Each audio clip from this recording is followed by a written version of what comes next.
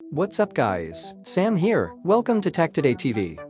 According to the latest information, the Samsung Galaxy S23 Ultra will surprise everyone with the performance of Qualcomm Adreno 740. The S23 models, which Samsung will introduce with the Galaxy Unpacked event on February 1st, are one of the most anticipated phones of 2023. To date, many details have emerged about Samsung's flagship model family, the new smartphone whose design and technical features we have learned about to a large extent, seems to surpass its biggest rival, the iPhone 14 Pro, with its gaming performance. The Galaxy S23 Ultra's graphics unit has been compared to other flagship mobile GPUs in recent performance tests. The results reveal that the Adreno 740 can surpass all its current competitors. This includes the iPhone 14 Pro with the A16 Bionic processor. In the light of the figures revealed, we can say that the Samsung Galaxy S23 Ultra will lead the smartphones in games. The latest Geekbench performance report shows the Adreno 740 scoring 10,744 on Vulkan. The GPU average score of the Galaxy S23 Ultra is 9844. Considering that the Adreno 730 of the Galaxy S22 Ultra has reached an average score of 6233,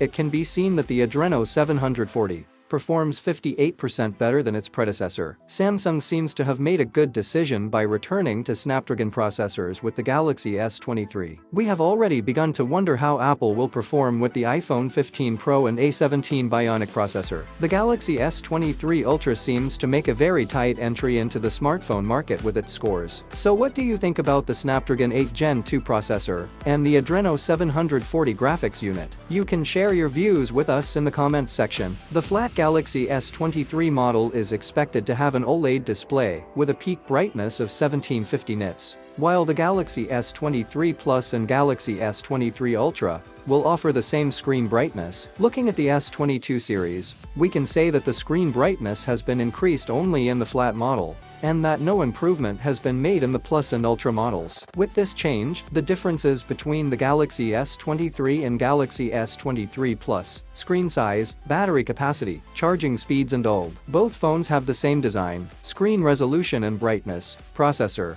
amount of memory, wireless charging speeds, and cameras. Speaking of cameras, none of these phones have had the main camera renewed. The only upgrade will come through an improved chipset and better image processing. Both phones have a new 12MP front camera capable of capturing 4K 60fps HDR videos. The Galaxy S23 family will come with the Snapdragon 8 Gen 2 for Galaxy processor, which is a higher clocked version of the Snapdragon 8 Gen 2. It includes overclocked CPU and GPU for better performance. Samsung is also said to use better thermal management system. Samsung will almost certainly use the same processor in the US based on previous models, but in the past it's used its own Exynos processors in some international markets. This is joined by a choice of 8GB or 12GB of RAM in the Ultra and 256GB, 512GB, or 1TB of built-in storage. The S23 and S23 Plus will reportedly only come with 8GB of RAM and between 128GB and 512GB of RAM. Finally, there's batteries, which sit at 3,900 mAh for the S23,